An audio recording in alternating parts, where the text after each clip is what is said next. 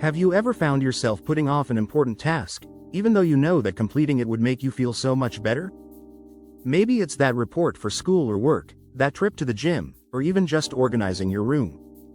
Procrastination is one of those habits that seems small, almost harmless, but it can have a massive impact on our lives, draining our energy and pushing us further from our goals. The good news? You can beat this silent enemy. Today, we're going to talk about how to overcome laziness and procrastination and unlock your true potential. Are you ready for this transformation? First of all, it's important to understand that procrastination and laziness aren't exactly the same thing.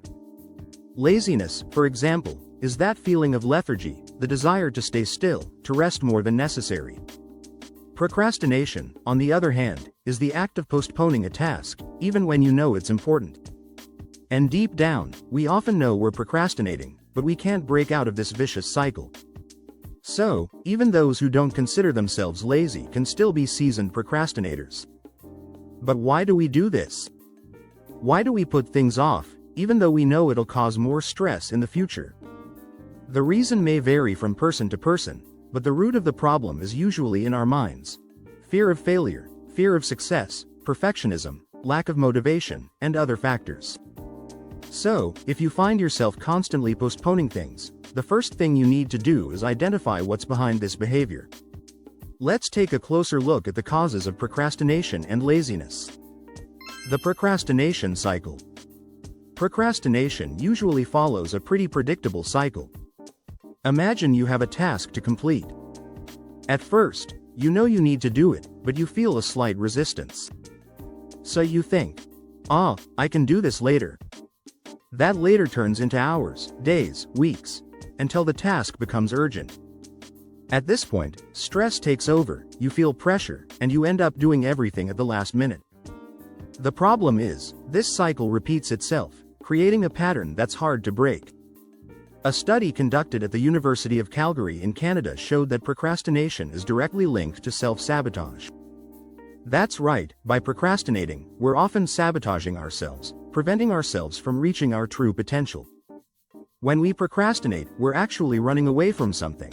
Whether it's the fear of failure, the pressure to do something perfectly, or simply the discomfort of stepping out of our comfort zone. Laziness. A defense mechanism? Laziness is tied to our need to conserve energy. Think about it. The human body evolved to save energy because, in the past, when food and resources were scarce, wasting energy unnecessarily could mean the difference between life and death. However, nowadays, this instinct doesn't make much sense, as we live in a world where the challenge isn't a lack of resources, but an overload of tasks and information.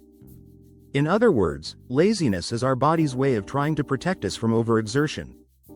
But the truth is, if we don't learn how to handle it, we end up harming ourselves. Now that we better understand why procrastination and laziness occur, how can we overcome them and truly become our best selves? Let's explore some practical strategies that can transform how you deal with these issues. Break tasks into smaller parts. One of the main reasons we procrastinate is because tasks seem big and overwhelming. Imagine, for example, that you need to write a 30-page report. Just thinking about it makes you feel discouraged, right? But what if, instead of facing the whole thing at once, you broke the task into smaller parts? Start with the introduction, then move on to the first paragraph, and so on. The idea here is that by breaking the task into smaller pieces, it becomes less intimidating and more manageable. Plus, every time you finish a small part, you feel a sense of accomplishment, which helps keep your motivation high. Here's a practical example. If you need to clean your room, instead of thinking about cleaning the whole room at once, start by just making the bed. Then, organize one specific corner of the room. Little by little, you'll see progress, and that will motivate you to keep going. Pomodoro Technique. Have you heard of the Pomodoro Technique? It's one of the best tools for those struggling with procrastination. Basically, you work in 25-minute blocks, followed by a 5-minute break. After 4 cycles, you take a longer break, ranging from 15 to 30 minutes. Why does this technique work so well? Because the idea of working for just 25 minutes seems much more manageable than committing to hours of continuous work. Additionally, by taking short breaks, you avoid mental fatigue, which helps you maintain focus and productivity for longer periods. Psychologist Piers Steele, author of the book The Procrastination Equation, explains that procrastination happens when we delay something that causes us some form of discomfort or seems to demand more than we're willing to give at the moment. The Pomodoro technique tricks the brain, as 25 minutes seems like such a short amount of time that it's hard to find excuses not to start. The power of now. There's a saying that goes, "Don't put off until tomorrow what you can do today." And in this case, it couldn't be more accurate. When you notice yourself putting off a task, ask yourself, why not now? If you're not physically or mentally able to handle a complex task, that's okay. But if you're simply postponing it because you think you have time or feel unmotivated, this question can help you reassess your attitude. Moreover, by doing small things now, you create a domino effect. Once you start, it becomes easier to keep going. So instead of thinking, I have to study for 3 hours today, just start by picking up the book and studying for 10 minutes. Often, the hardest part is starting. Once you get going, the rest tends to flow naturally. Set clear and realistic goals. One of the biggest mistakes we make is setting vague or unattainable goals. I'm going to be more productive is an example of a vague goal. What does being more productive mean? How will you measure that? The key here is to set clear and specific goals. Instead of saying I'm going to be more productive, say I'm going to study 1 hour a day for my exam. Additionally, the goals need to be realistic. If you've never run before, setting a goal to run 10 kilometers every day won't help. It'll just lead to frustration and set you back to square one. Studies show that people who set clear and specific goals are much more likely to achieve them. When your goal is clear, you know exactly what you need to do, and you can monitor your progress. And when you see progress, even small steps, it boosts your motivation. Rewards and punishments. Let's be honest, everyone loves a good reward. And using this to your advantage can be a great way to combat procrastination. Set small rewards for each task you complete.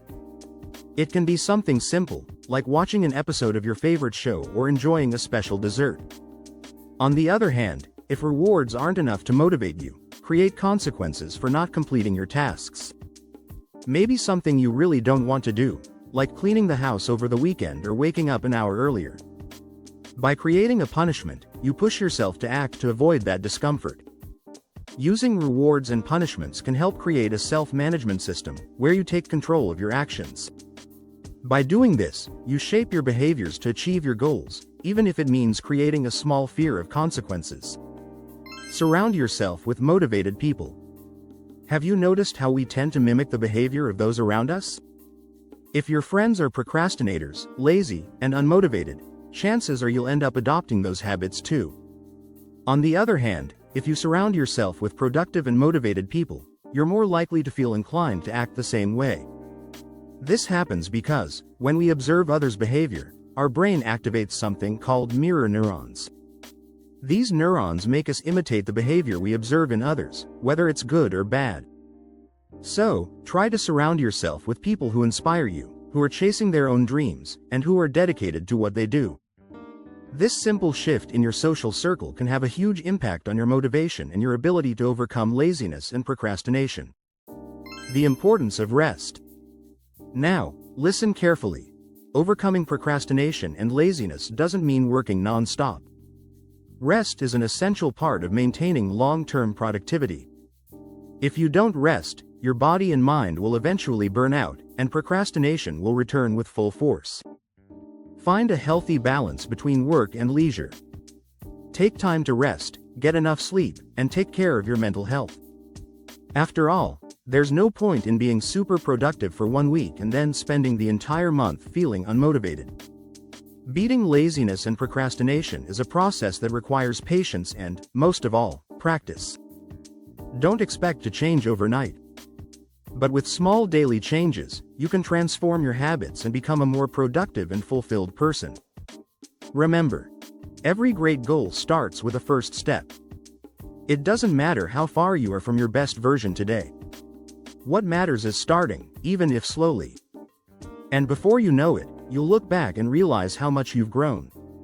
Laziness and procrastination may be big challenges, but with the right tools, you can overcome them and finally become the person you've always dreamed of being. So, are you ready to take the first step?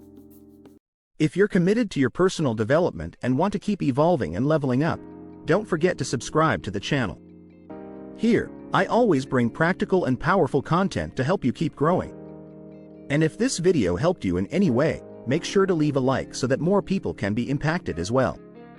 In the description, you'll find links to books that I've carefully selected, works that can completely transform the way you think and act. It's definitely worth checking out. And don't leave just yet. Take a look at the suggested videos here on the screen. They will help you even more on your personal development journey.